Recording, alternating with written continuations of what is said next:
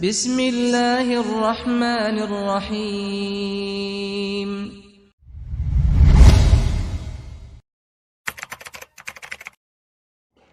Bismillahirrahmanirrahim. Assalamualaikum warahmatullahi wabarakatuh. Wahdahu la syarikalah wa asyhadu anna Muhammadan abduhu wa rasuluh. Ya ayyuhalladzina amanu taqullaha haqqa tuqatih wa la tamutunna illa wa antum muslimun. Ya ayyuhan nasu taqu rabbakumul ladzi khalaqakum min nafsin wahidah wa khalaqa minha zawjaha wa batha minhuma rijalan katsiran wa nisaa wattaqullaha alladzi tasaaluna bihi wal arham innallaha kana 'alaikum raqiba. Ya ayyuhalladzina amanu taqullaha wa qulu qawlan sadida yuslih lakum a'malakum wa yaghfir lakum dhunubakum wa may yuti'illaha wa rasulahu faqad faza fawzan 'azima. Amma ba'd, fa inna asdaqal hadithi kitabullah wa khairal huda huda Muhammadin sallallahu alaihi wa ala alihi wa sahbihi wa sallam, wa syarrul umuri muhdatsatuha fa inna kulla muhdatsatin bid'ah wa kulla bid'atin dhalalah wa kulla dhalalatin finnar. Ikhwani fid din, kaum muslimin dan muslimat, jamaah salat subuh yang berbahagia. Alhamdulillahi bi ni'matihi tatimmus shalihat. Segala puji hanya bagi Allah yang dengan nikmat-nikmatnya tertunai segala amal-amal kebajikan. Salawat dan salam semoga tercurah limpahkan kepada junjungan kita Nabi Agung, Nabi besar Muhammad sallallahu alaihi wasallam, kepada keluarga dan para sahabat serta orang-orang yang senantiasa meniti jalannya sampai hari kiamat. Ikhwani fid din, jamaah salat subuh yang berbahagia, dalam rangka mengamalkan sabda Nabi sallallahu alaihi wasallam, la yashkurullaha man la yashkurun nas. Tidak bersyukur kepada Allah orang yang tidak berterima kasih kepada manusia. Maka saya ucap syukur kepada Allah Subhanahu wa taala. Kemudian ucap syukur pula dan terima kasih kepada segenap hadirin, kepada para jamaah semuanya. Semoga Allah Subhanahu wa taala memberikan kepada kita rahmat dan keberkahannya, sebagaimana kita memohon kepada Allah Subhanahu wa taala yang telah mengumpulkan kita di majelis yang mulia ini. Semoga kelak Allah Subhanahu wa taala mengumpulkan kita di dalam surganya yang penuh dengan kenikmatan. Amin ya rabbal alamin. Ikhwani fid din, a'azzani Allah wa iyyakum. Sudah menjadi kewajiban atas setiap muslim untuk mensyukuri segala nikmat yang Allah Subhanahu wa taala berikan kepadanya. Allah Subhanahu wa taala berfirman, washkuru ni'matallahi in kuntum iyyahu ta'budun. Dan bersyukurlah kalian terhadap nikmat-nikmat Allah jika kalian benar-benar beribadah kepadanya. Allah Subhanahu wa taala telah banyak mencurahkan nikmatnya kepada kita. Allah Subhanahu wa taala telah banyak menganugerahkan kepada kita karunia dan keutamaannya. Dan kita tidak akan mungkin untuk bisa menghingganya. Wa in ta'uddu ni'matallahi la tuhsuha. Jika kalian menghitung-hitung nikmat Allah, maka sudah barang tentu kalian tidak akan mampu untuk menghingganya. Allah berikan kepada kita kenikmatan yang terlalu banyak. Baik yang kita minta Bahkan yang belum kita minta, Allah Subhanahu wa taala sudah berikan. Wa atakum min kulli ma sa'altumuh. Dan Allah berikan kepada kalian semua yang kalian minta. Allah beri, Allah kasih. Dalam sebagian qiraat ayat ini dibaca wa atakum min kullin ma sa'altum. Dan Allah berikan kepada kalian semuanya. Bahkan yang kalian tidak minta pun Allah berikan. Ini menunjukkan betapa luasnya rezeki, rahmat dan kebaikan Allah Subhanahu wa taala kepada kita. Maka syukuri nikmat Allah Subhanahu wa taala. Jikalau kita menginginkan tambahan nikmat, maka tidak ada jalan lain selain dengan mensyukurinya. La in syakartum la azidannakum. Kalau kalian mensyukuri nikmatku, kata Allah, maka pasti aku akan tambahkan kepada kalian. Para jamaah yang dirahmati dan dimuliakan oleh Allah, kenikmatan yang Allah berikan kepada kita terlalu banyak. Dan sebesar-besar nikmat itu adalah ketika Allah Subhanahu wa taala menjadikan kita sebagai seorang muslim beragama dengan agama Islam. Ini kenikmatan yang sangat besar. Anugerah yang termulia yang Allah Subhanahu wa taala tidak berikan kepada semua hambanya, tetapi kepada mereka-mereka yang merupakan pilihan Allah Subhanahu wa taala. Allah jadikan kita sebagai seorang muslim yang berserah diri kepada Allah, yang hanya memperhamba kepadanya. Dan Allah jadikan Islam sebagai satu-satunya agama yang diridhoi olehnya. Allah Subhanahu wa taala berfirman, "Inna ad-dina 'indallahil Islam." Sesungguhnya agama yang diridhoi oleh Allah Subhanahu wa taala adalah agama Islam. Dan Allah tidak menerima kecuali keislaman. Wa may yabtaghi ghairal islami dinan fala yuqbala min wa huwa fil akhirati minal khasirin. Barang siapa yang mencari din, agama di luar daripada Islam, maka sekali-kali Allah tidak terima darinya, dan dia di akhirat termasuk dari orang-orang yang merugi. Nah, Allah jadikan agama ini sempurna dari segala sisinya, dan Allah ridhoi untuk kita agama yang mulia ini. Makanya Allah Subhanahu wa taala turunkan satu ayat, yang ayat ini menjadi simbol kesempurnaan agama kita. Ayat yang mungkin sering kita dengarkan. Al-yawma akmaltu lakum dinakum wa atmamtu alaikum ni'mati wa raditu lakumul islam madina. Pada hari ini, kata Allah, aku telah sempurnakan bagi kalian agama kalian, dan telah kucukupkan nikmatku kepada kalian, dan telah kuridhoi Islam sebagai agama bagi kalian. Al-Imam Ibnu Katsir rahimahullah, di dalam tafsirnya, Tafsirul Qur'anil Azim, beliau pernah mengatakan, hadihi akbaru ni'amillahi ta'ala ala hadihil ummah haitsu akmala ta'ala lahum dinahum fala yahtajuna ila dini ghairihi wala ila nabiyyin ghairi nabiyihim salawatullahi wassalamu alaihi. Kata Imam Ibnu Katsir mengomentari ayat tersebut, ini ayat merupakan sebesar-besar nikmat yang Allah anugerahkan kepada umat ini, di mana Allah Subhanahu wa taala telah menyempurnakan untuk mereka agama mereka, sehingga mereka tidak lagi membutuhkan agama selain daripada agama ini. Mereka tidak membutuhkan nabi selain nabi mereka. Semoga salawat dan salam senantiasa tercurahkan kepadanya. Walihada ja'alahu Allah Ta'ala khatamal anbiya wa ba'athahu ilal insi wal jin.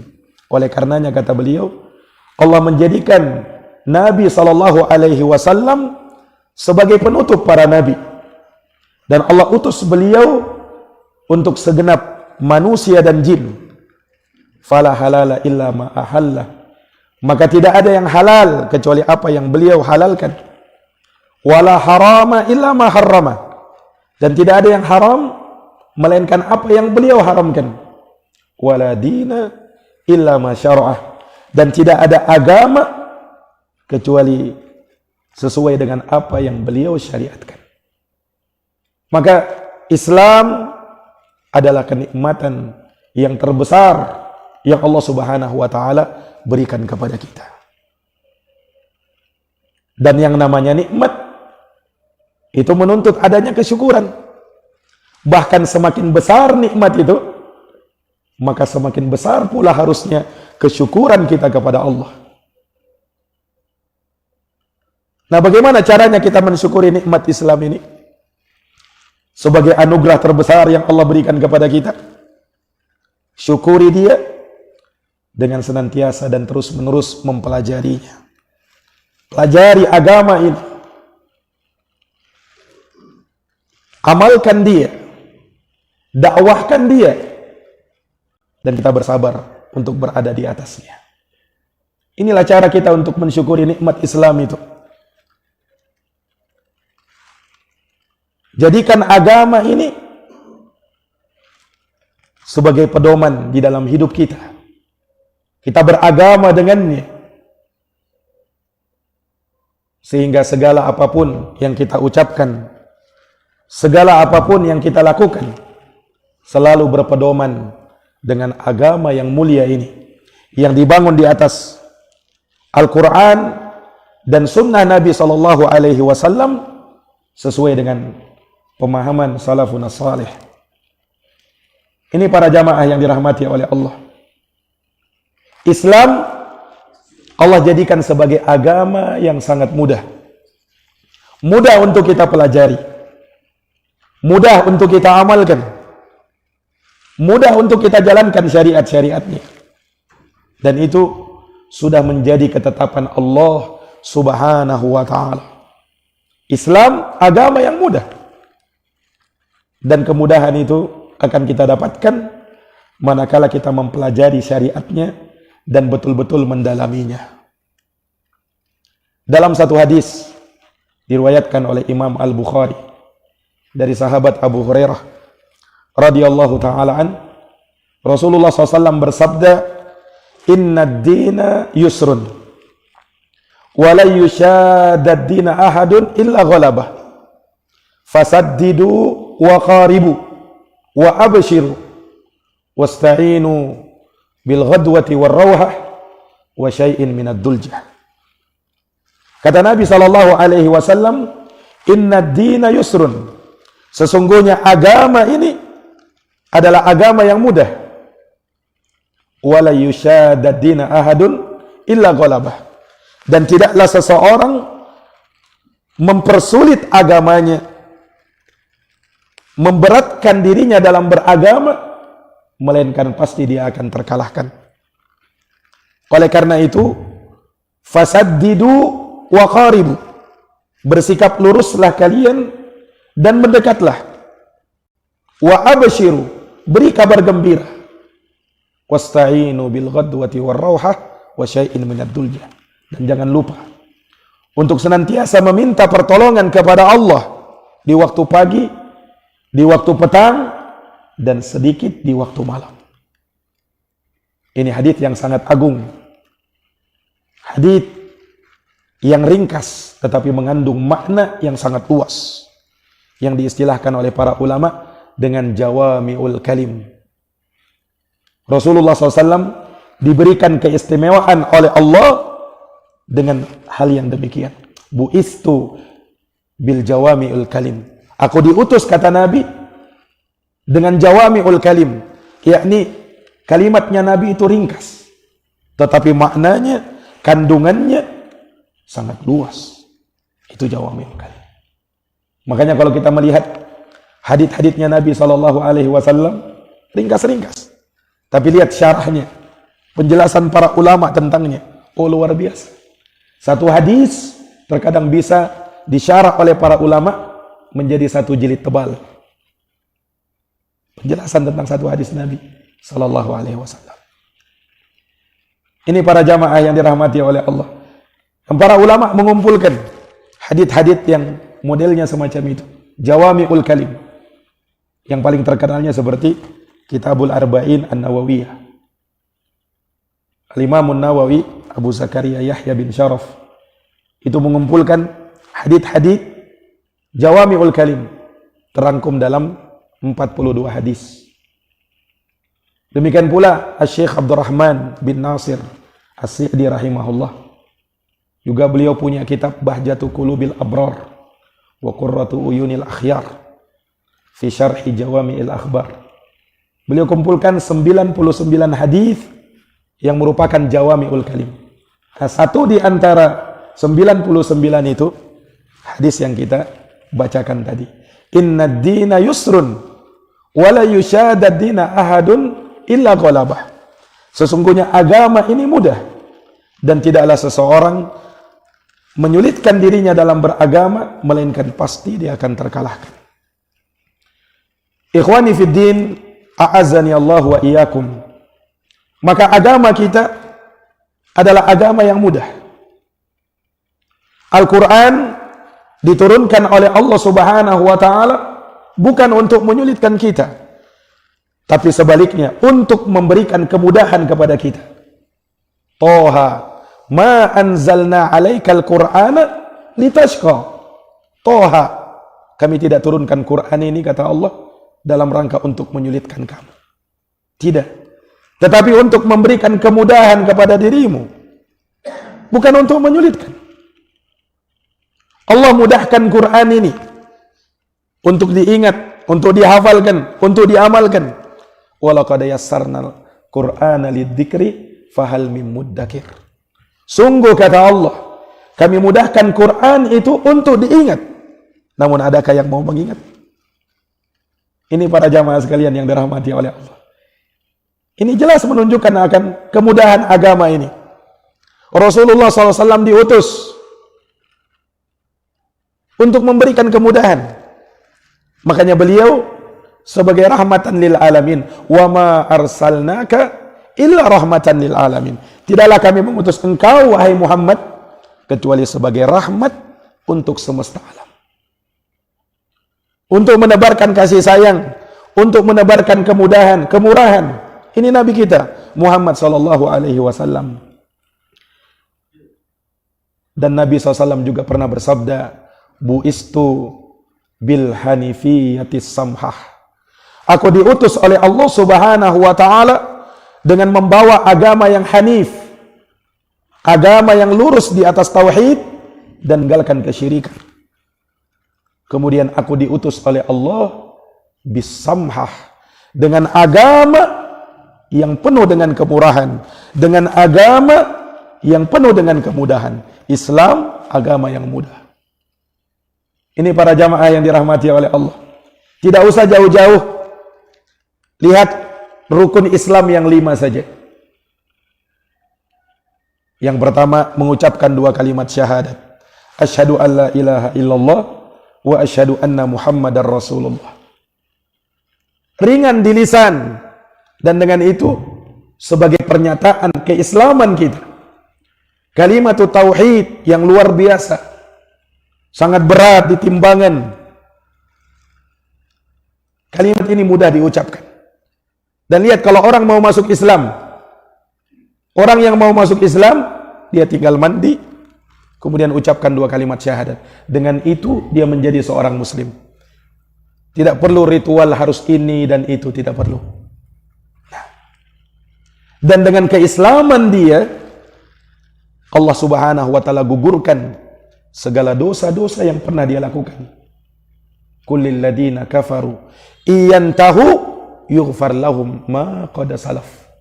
Katakan kepada orang-orang kafir, kalau mereka berhenti dari kekafiran mereka, maka akan diampuni untuk mereka semua yang telah berlalu dari dosa yang mereka kerjakan. Sahabat Amr bin Al-As radhiyallahu an pernah datang kepada Nabi. Dia mau masuk Islam, mau bersyahadat di hadapan Nabi. Tapi syaratnya, kata beliau, ya Rasulullah, aku ingin agar engkau memintakan ampunan atas dosa-dosaku.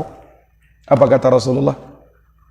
Ama alimta ya Amr, tidakkah engkau tahu wahai Amr, annal islama yahdimu ma kana qablah, bahwa agama Islam itu menghapuskan dosa-dosa yang telah berlalu. Nah, bahkan kebaikan yang pernah diusahakan dia, orang kafir, di masa kekafirannya, itu akan diangkat dan diterima sebagai satu kebaikan. Nah, dalam hadits Hakim bin Hizam, Rasulullah sallallahu alaihi wasallam menyebutkan, aslamta ala ma aslafta min khair. Engkau masuk Islam dengan kebaikan-kebaikan yang pernah engkau usahakan di waktu kamu masih kafir. Ini para jamaah yang dirahmati oleh Allah. Nah, jadi agama ini mudah. Dari rukun Islam yang pertama saja sudah nampak kemudahannya. Kalimat yang biasa kita ucapkan, ringan lisan ini untuk mengucapkan la ilaha illallah. Kata ulama, ucapan la ilaha illallah itu saking mudahnya, kita ucapkan tidak perlu kita mengatupkan bibir. Beda dengan ucapannya, kita mengatupkan bibir. Tapi kalau la ilaha illallah, ucapkan la ilaha illallah, tidak perlu mengatupkan bibir, Pak. Saking mudahnya itu. Dan dipermudah.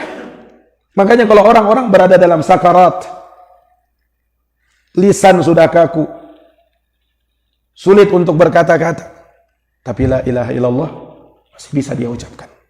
La ilaha illallah. Mudah dia. Kita jalankan apa yang menjadi rukun-rukunnya, syarat-syaratnya, apa yang menjadi konsekuensinya. Karena la ilaha illallah bukan sekedar ucapan di lisan, tapi harus diyakini, harus diilmui, harus ikhlas dalam mengucapkannya. Dan kita ucapkan dengan kita ilmui kalimat tersebut, tidak ada yang berhak disembah kecuali Allah, yang di dalamnya ada dua rukun asasi, an-nafyu wal isbat. Penafian la ilaha, betul-betul tidak ada yang berhak untuk disembah, yang berhak untuk diibadahi, apapun itu, siapapun itu, illallah. Ini isbat, penetapan bahwa satu-satunya yang berhak untuk kita sembah, satu-satunya yang kita serahkan padanya ibadah, hanya Allah subhanahu wa ta'ala. Dengan itu kita nafikan semua kesyirikan, kita tolak semua macam kesyirikan, baik syirik kecil maupun syirik besar. Ibadah itu hanya kepada Allah, tauhid itu hanya diberikan kepada Allah subhanahu wa ta'ala. Demikian pula syahadat Muhammad dan Rasulullah sebagai pasangannya, yang tidak akan mungkin sempurna syahadat kita kecuali dengan syahadat Muhammad dan Rasulullah. Yang dengan syahadat Muhammad dan Rasulullah kita jalankan apa yang menjadi konsekuensinya. 4 konsekuensinya. Ta'atuhu fima amar, wa tasdiquhu fima akhbar, wajtinabu ma naha anhu wa zajar, wa alla yu'badallahu illa bima syara'. Taati segala yang beliau perintahkan, benarkan segala yang beliau kabarkan, jauhi segala yang beliau larang, dan kita tidak beribadah kecuali sesuai dengan apa yang beliau syariatkan. Subhanallah. Kalimat ini kita memulai hidup kita dengannya, dan kita mengakhiri hidup kita dengannya. Oleh karenanya orang yang bersyahadat di penghujung hidupnya dijamin oleh Nabi, man kana akhiru kalamihi la ilaha illallah dakhalal jannah. Barang siapa, kata Nabi, yang akhir dari ucapannya adalah la ilaha illallah, maka masuk surga. Kullu ummati yadkhulunal jannata illa man aba. Semua dari umatku, kata Nabi, akan masuk surga kecuali orang yang memang tak mau masuk surga. Oh, bisa-bisanya ada yang tak mau masuk surga. Siapa itu? Para sahabat pun bertanya, wa may ya'ba ya Rasulullah? Siapa yang enggan, yang tidak mau masuk surga ini Rasulullah? Kata Rasulullah, man ata'ani dakhalal jannah wa man asani faqad aba. Siapa yang taat kepadaku, kata Nabi, maka dia yang mau masuk surga. Tapi siapa yang tidak taat kepadaku, maka dia yang tak mau masuk surga. Lisannya kalau ditanya mantap, mau tidak masuk surga? Oh mau. Tetapi pengamalannya justru menyelisih hal tersebut. Mau masuk surga, tetapi apa yang diperintahkan oleh Nabi dia tidak jalankan, justru dia selisihi. Apa yang dilarang Nabi dia justru lakukan. Bagaimana mau masuk surga? Ini para jamaah yang dirahmati dan dimuliakan oleh Allah. Umatnya Nabi pasti masuk surga, kecuali orang yang tak mau memang masuk surga. Yang taat kepada Nabi dialah yang masuk surga. Yang bermaksiat kepada Nabi dia yang tak mau masuk surga. Ini jamaah sekalian yang dirahmati oleh Allah. Makanya dari konsekuensi yang keempat, syahadat Muhammad dan Rasulullah, kita tidak beribadah kepada Allah kecuali sesuai dengan apa yang beliau syariatkan. Ini syahadat para jamaah sekalian. Mudah dia dan dipermudah oleh Allah. Salat, rukun Islam yang kedua. Allah jadikan syariat ini mudah. Yang tadinya Allah Subhanahu wa taala syariatkan salat itu 50 kali solat dalam sehari dan semalam. Awalnya begitu. Kemudian diringankan, dan terus diringankan sampai jadi 5 kali solat dalam sehari dan semalam. Nah, bayangkan kalau yang diwajibkan itu 50 kali solat sehari semalam. Kira-kira bagaimana? Yang 5 saja masih banyak yang melalaikan. Apalagi mau 50. Tapi subhanallahnya, 5 solat yang Allah tetapkan dalam sehari dan semalam, tetapi nilainya sama dengan 50 kali solat. Lihat bagaimana solat itu Allah Subhanahu wa taala jadikan. Nah, di dalam solat ada kewajiban-kewajiban yang mesti kita lakukan. Ada rukun-rukun yang harus kita jalankan. Tapi dia dipermudah oleh Allah. Ketika kita safar misalnya, dalam perjalanan, ada syariat mengqashar salat, ada syariat menjamak salat dalam safar. Ini jamaah sekalian yang dirahmati oleh Allah. Demikian pula dalam posisi khauf, ada dalam pembahasan fikih Islam salatul khauf, dipermudah juga oleh Allah Subhanahu wa taala. Ketika sedang sakit, tak mampu berdiri, maka salat dalam keadaan duduk. Tak mampu duduk, maka salat dengan berbaring di rusuk sebelah kanan. Dalam hadis Imran bin Husain, beliau pernah mengajukan kepada Nabi SAW sakit bawasir yang beliau derita. Kata Nabi apa? Sholli qa'iman, wahai Imran, salatlah kamu berdiri kalau mampu. Fa illam tastati' fa qa'idan, kalau tak mampu berdiri maka salatlah dalam keadaan duduk. Fa illam tastati' fa ala jambin, kalau tak mampu duduk maka salatlah berbaring di rusuk sebelah kanan. Wa fi riwayah, dalam satu riwayat, fa illam tastati' fa mustalqiyan, kalau tak mampu begitu maka salatlah dalam keadaan berbaring terlentang dengan menghadapkan kaki ke arah kiblat. Bagaimana Allah Subhanahu wa taala mudahkan syariat salat ini. Yang penting kamu salat. Selama nyawa masih dikandung oleh badan, selama ruh belum berpisah dari jasadnya, salat tetap diwajibkan oleh Allah. Ini jamaah yang dirahmati dan dimuliakan oleh Allah. Dan Allah jadikan mudah dia. Kemudian zakat sebagai rukun Islam yang ketiga pun Allah mudahkan. Subhanallah. Allah syariatkan zakat itu untuk mensucikan hati kita, mensucikan harta kita dari kotoran-kotoran yang melekat padanya. Kemudian tentu kita tidak diragukan akan keutamaan dan kemuliaannya. Allah balas berlipat ganda. Mathalul ladzina yunfiquna amwalahum fi sabilillah kamathali habbatin ambatat sab'a sanabil fi kulli sumbulatin mi'atu habbah wallahu yudha'ifu liman yasha' wallahu wasi'un alim. Perumpamaan orang-orang yang menginfakkan hartanya di jalan Allah bagaikan orang yang menanam satu benih. Dari satu benih yang dia tanam akan tumbuh 7 tangkai dan darinya akan berbuah 100 benih. Lihat, satu yang dia berikan Allah seberapa? 700 kali lipat. Sampai di situ? Ternyata tidak. Wallahu yudha'ifu liman yasha. Allah lipat gandakan lagi bagi siapa yang Allah kehendaki. Wallahu wasi'un alim. Dan Allah itu maha luas lagi maha berilmu. Ini jamaah yang dirahmati dan dimuliakan oleh Allah. Dari syariat zakat ini kita akan terdidik dengan akhlak-akhlak yang mulia.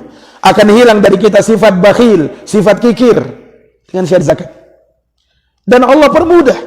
Allah tidak wajibkan zakat sampai terpenuhi syaratnya, mencapai nisab dan berlalu 1 haul, berlalu 1 tahun. Karena Nabi bersabda, la zakata hatta yahul alaihil haul. Tidak ada zakat sampai berputar selama 1 tahun, sampai ada haulnya. Ini jamaah sekalian. Itu pun ketika sudah wajib baginya zakat, yang Allah minta berapa?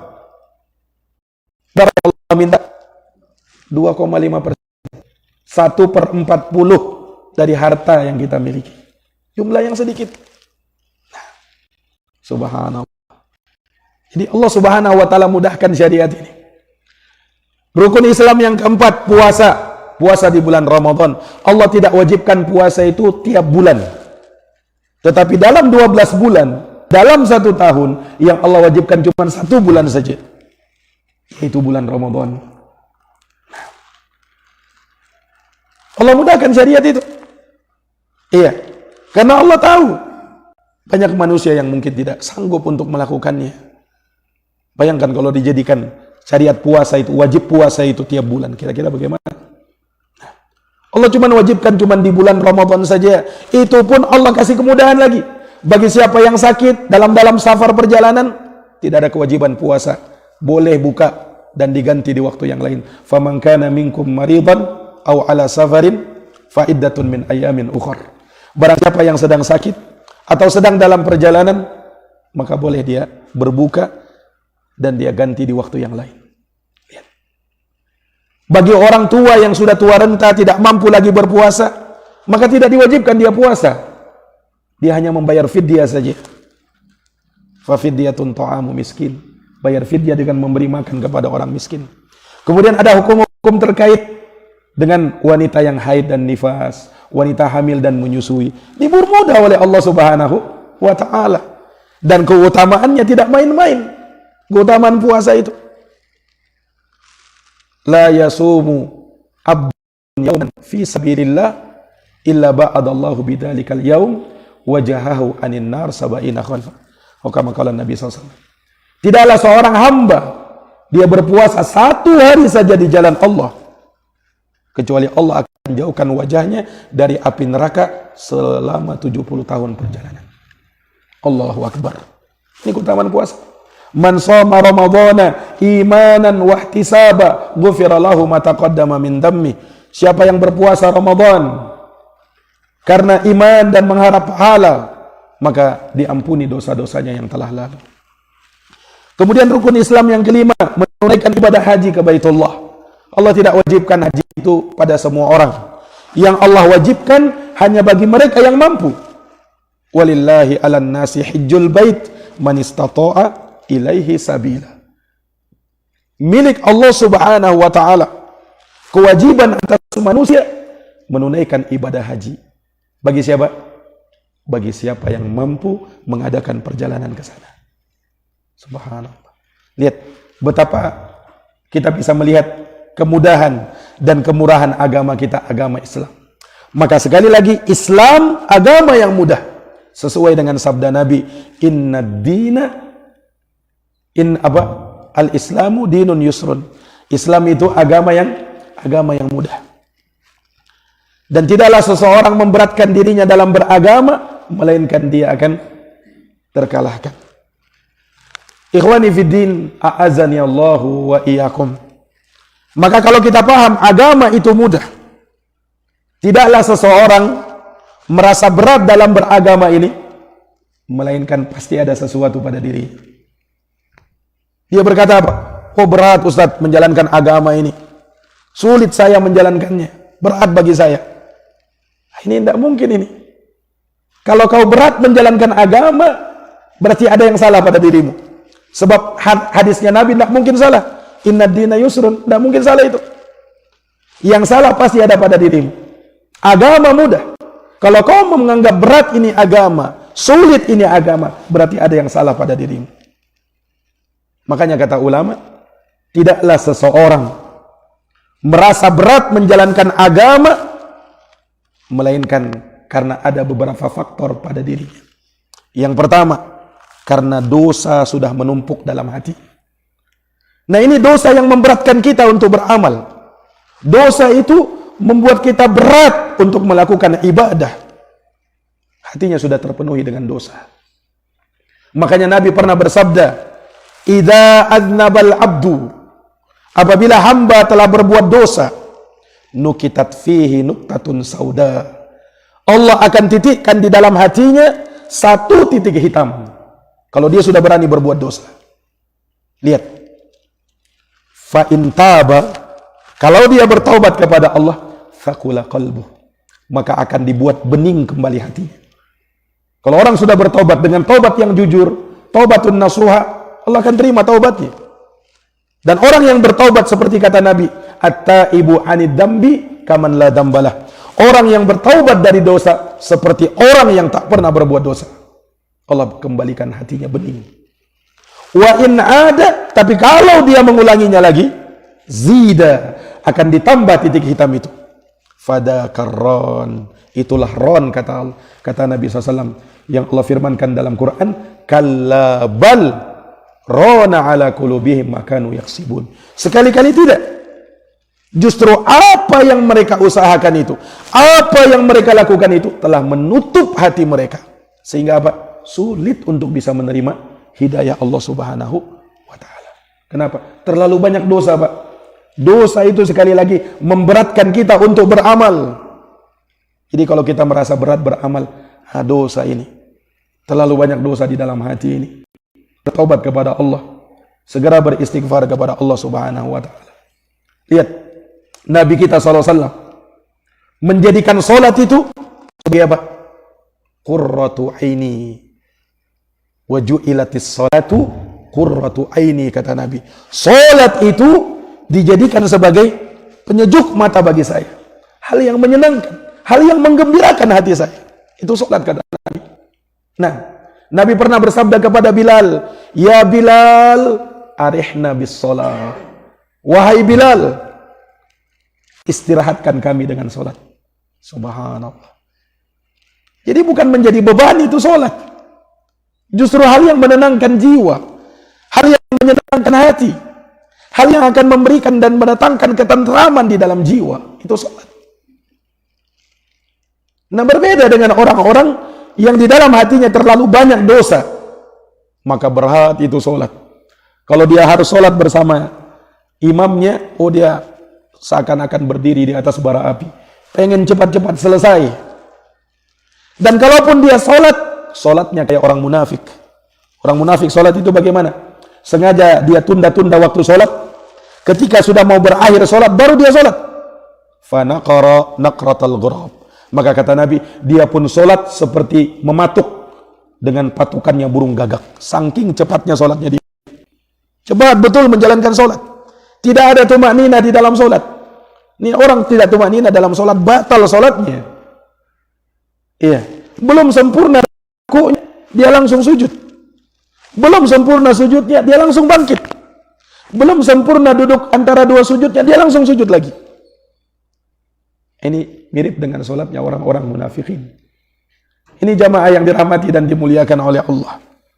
Jadi dosa inilah yang menjadikan kita berat di dalam menjalankan agama. Tapi kalau kita beningkan hati kita dari dosa dengan memperbanyak istighfar kepada Allah, bertaubat kepada Allah, maka Allah akan ampuni dosa kita. Makanya Pak, sering-sering beristighfar dan bertaubat. Iya, Nabi itu orang yang sudah dijamin, tapi istighfarnya dalam sehari dan semalam tidak kurang dari 100 kali. Tidak kurang dari 100 kali. Kata Nabi SAW, ayyuhan nas, tubu ilallah wa astaghfiruh. Wahai sekalian manusia, bertaubat kalian kepada Allah dan mohon ampun kalian terhadap dosa-dosa kalian. Fa inni atubu ilallah wa astaghfiruh fil yaumi mi'ata marrah. Karena sesungguhnya saya bertaubat dan beristighfar kepada Allah dalam satu hari tidak kurang dari 100 kali. Itu Nabi, Pak. Orang yang sudah dijamin. Qad ghafarallahu lahu ma taqaddama min dambihi wa ma ta'akhkhar. Sudah dijamin Nabi itu. Dosa-dosanya diampuni oleh Allah yang lalu maupun yang akan datang. Tapi Nabi istighfarnya seperti itu. Nah, kita belum ada jaminan. Kita belum ada jaminan. Kemudian jarang-jarang beristighfar kepada Allah. Istighfar itu tidak menunggu dosa dulu baru kita istighfar. Habis melakukan amalan, habis beribadah ini, tetap ada syariat istighfar. Makanya selesai kita sholat, apa yang pertama kita ucapkan? Astagfirullah. Astagfirullah. Padahal bukan habis maksiat itu. Bukan habis melakukan dosa itu. Habis sholat. Mengapa disuruh istighfar? Karena kita tidak sadar terkadang dalam sholat kita mungkin yang kita tinggalkan jauh dari kesempurnaan, khusyuknya mungkin masih belum di situ. Maka kita banyak-banyak minta ampun sama Allah, beristighfar kepada Allah Subhanahu wa taala.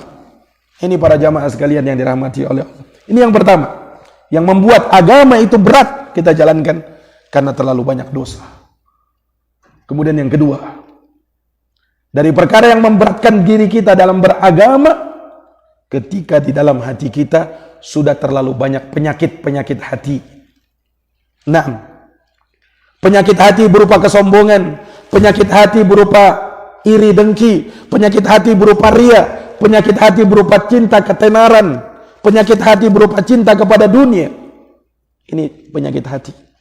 Makanya kita diperintahkan untuk apa? Menjaga hati kita. Inna fil jasadi mudghah. Di dalam jasad manusia itu ada sekerat daging. Idza salahat, salahal jasadu kullu. Kalau dia baik, baik pula seluruh jasad. Wa idza fasadat, fasadal jasadu kullu. Kalau dia rusak, rusak pula seluruh jasad. Ala wahiyal qalbu. Itulah hati.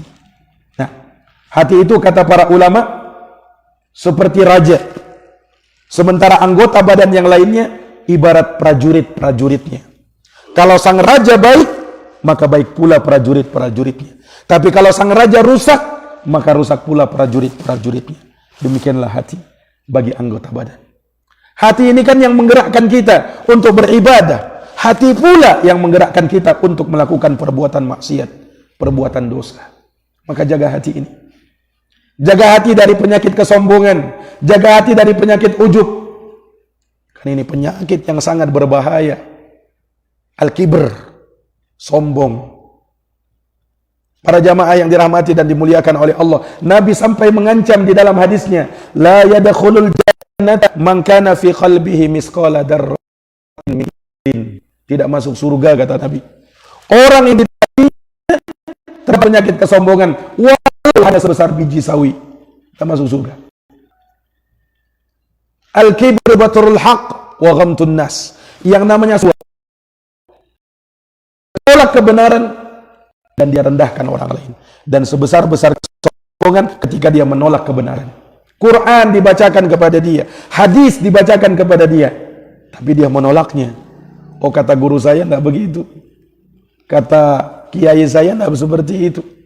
Nah, dia tolak Quran dan hadis gara-gara itu. Para jamaah yang dirahmati dan dimuliakan oleh Allah, ini kesombongan. Nah, maka jauhkan diri kita dari segala penyakit hati. Karena itu memberatkan kita untuk beramal.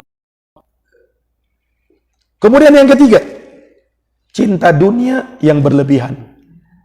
Orang kalau sudah cinta dunia berlebihan, ini yang membuat dia berat untuk melakukan amal ketaatan. Jamaah yang dirahmati dan dimuliakan oleh Allah. Allah Subhanahu wa taala tidak melarang kita cari dunia. Cari dunia itu. Tetapi jangan sampai cintamu kepada dunia mengalahkan cintamu kepada negeri akhirat. Akhirat tetap yang nomor satu. Akhirat tetap yang utama. Makanya Allah berfirman apa? Wabtaghi fima ataqallahu daral akhirah wa la tansa nasibaka minad dunya.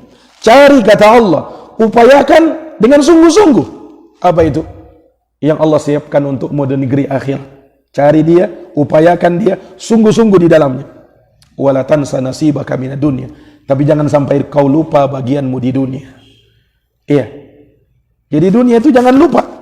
Jangan sampai kau balik. Kau cari duniamu sungguh-sungguh, akhirat jangan lupa. Itu terbalik. Seakan-akan meletakkan porsi agama, porsi akhirat itu belakangan. Dunia dulu yang pertama. Ini keliru. Harusnya akhiratmu yang utama. Dunia itu menyusul. Ini para jamaah yang dirahmati dan dimuliakan oleh Allah. Makanya dari penyakit yang paling Nabi khawatirkan menimpa umat Islam adalah penyakit cinta dunia, takut mati. Itu wahan. Nabi pernah bersabda, yushikul umam an tada'a alaikum kama tada'al akalatu ila qas'atiha. Hampir-hampir saja kata Nabi, umat-umat sebelum kalian menggerogoti kalian sebagaimana menggerogoti makanan dalam sebuah hidangan. Sahabat tanya, kok bisa begitu ya Rasulullah? Awamin qillatin nahnu yauma'id. Apakah kami, jumlah kami ketika itu sedikit ya Rasul? Kok bisa-bisanya kami dikepung seperti itu? Kata Nabi apa? Bal antum yauma'idin katsir. Tidak, jumlah kalian banyak. Walakinnakum gutha ka gutha'is sail. Tetapi kalian itu banyak, namun tak ubahnya seperti buih di lautan. Tak ubahnya seperti buih di lautan. Ditambah parah lagi, wala yanzi annallah fi suduri aduwikumul mahabata minkum. Allah Subhanahu wa taala akan cabut dalam dada-dada musuh-musuh kalian rasa gentar terhadap diri kalian. Tidak ada lagi perasaan takut kepada umat Islam. Padahal dulu umat Islam itu umat yang disegani. Umat Islam itu, Pak, umat yang paling disegani. Sampai Nabi SAW bersabda, nusirtu birru'ab masirata syahrin. Aku ditolong oleh Allah dengan gentarnya musuh, takutnya musuh 1 bulan sebelum perjalanan. Jadi kalau Nabi mau berperang, mau berjihad, sebulan belum berjalan ini, musuh sudah gentar duluan. Jadi umat Islam sangat disegani ketika itu. Nah, makanya tidak heran manakala 2 negara adik kuasa di saat itu tunduk di depan umat Islam. Negara Romawi dan Persia ketika itu. Jadi umat Islam itu umat yang berwibawa, disegani dan ditakuti. Tapi apa yang terjadi di akhir zaman seperti sekarang ini? Justru umat Islam dihinakan. Umat Islam yang diserang. Tidak takut orang kafir kepada umat Islam. Lihat saudara-saudara kita yang ada di Palestina. Digempur terus oleh Yahudi. Nah, tidak ada rasa takut mereka kepada umat Islam. Allah sudah cabut itu. Dan ini sudah diberitakan oleh Nabi sallallahu alaihi wasallam. Sementara umatul Islam Allah tanamkan ke dalam diri mereka, wala yaqdhifannallahu fi qulubikumul wahan. Allah tanamkan dalam diri kalian penyakit al-wahan. Apa penyakit wahan itu? Hubbud dunya wa karahiyat maut. Cinta dunia dan takut mati. Nah, cinta dunia dan takut mati. Nah, bagaimana caranya kita bisa lepas dari penyakit ini? Cinta dunia itu dan takut mati. Sibukkan diri dengan mempelajari agama. Sibukkan diri dengan mempelajari agama. Makanya ketika Nabi SAW mengabarkan penyakit ini menimpa umat Islam, sallallahu alaikum dhullan, Allah Subhanahu wa ta'ala akan timpakan kehinaan kepada kalian, umatul Islam. Allah akan timpakan kehinaan. Allah tidak angkat kehinaan itu hatta tarji'u ila dinikum, sampai kalian kembali kepada agama kalian. Jadi solusinya kembali kepada agama. Pelajari Quran, pelajari hadits Nabi SAW. Dan di situ kita akan mendapatkan kemudahan. Makanya Pak, umat Islam yang dikhawatirkan bukan takut kemiskinan. Nabi tidak miskin adalah umat Islam. Kalau pada hari ini orang mungkin banyak berbicara tentang bagaimana mengatasi kemiskinan, Rasulullah tidak takut umatnya miskin. Bukan itu yang ditakutkan oleh Nabi. Justru sebaliknya. Ketika umat Islam sudah terlena dengan kehidupan dunia, dibukakan kepada mereka segala pintu-pintu dunia. Itu yang paling dikhawatirkan. Makanya disebutkan dalam hadis, ketika Nabi SAW mengutus sahabatnya Abu Ubaidah Ibnul Jarrah ke daerah Bahrain untuk mengambil upeti. Datang membawa harta yang banyak. Didengarkan kedatangan Abu Ubaidah ini oleh sebagian sahabat Ansar. Kemudian mereka pun berkumpul di subuh hari. Nabi melihat para sahabat, Nabi tersenyum. Kemudian Nabi bersabda, abshiru wa ammilu ma yasurrukum. Bergembiralah kalian dan berangan-anganlah sesuai dengan apa yang kalian inginkan. Fawallahi, demi Allah, mal faqru akhsya alaikum. Bukan kefakiran yang aku khawatirkan menimpa kalian. Walakinni akhsya alaikum, tapi yang justru aku khawatirkan menimpa kalian, antubasatu alaikumud dunya. Ketika dunia itu dibentangkan kepada kalian. Fatanafasuha kama tanafasuha, maka kalian pun berlomba-lomba untuk mencarinya sebagaimana orang sebelum kalian berlomba-lomba. Fatuhlikakum kama ahlakatum, maka kalian pun binasa sebagaimana membinasakan orang sebelum kalian. Maka ini jamaah sekalian, dari perkara yang membuat seseorang itu berat dalam menjalankan agama. Agama ini mudah. Agama ini mudah.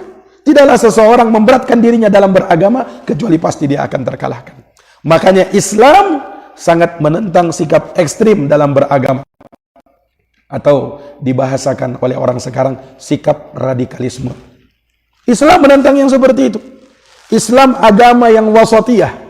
Islam itu agama yang moderat, bukan agama yang ekstrim. Islam menentang sikap ekstrim, sikap berlebih-lebihan. Iya, kata Nabi SAW, iyyakum wal ghulu wa fid din, fa inna ma ahlakal ladina min qablukum al ghulu fid din. Hati-hati kalian dari sikap gulu dalam beragama, karena sesungguhnya yang menyebabkan kalian, ya, yang menyebabkan binasanya orang sebelum kalian karena sikap gulu ekstrim dalam beragama. Itu jamaah sekalian yang dirahmati oleh Allah. Nabi pernah bersabda, halakal mutanatti'un, halakal mutanatti'un, halakal mutanatti'un, celaka mutanatti, celaka mutanatti, celaka mutanatti.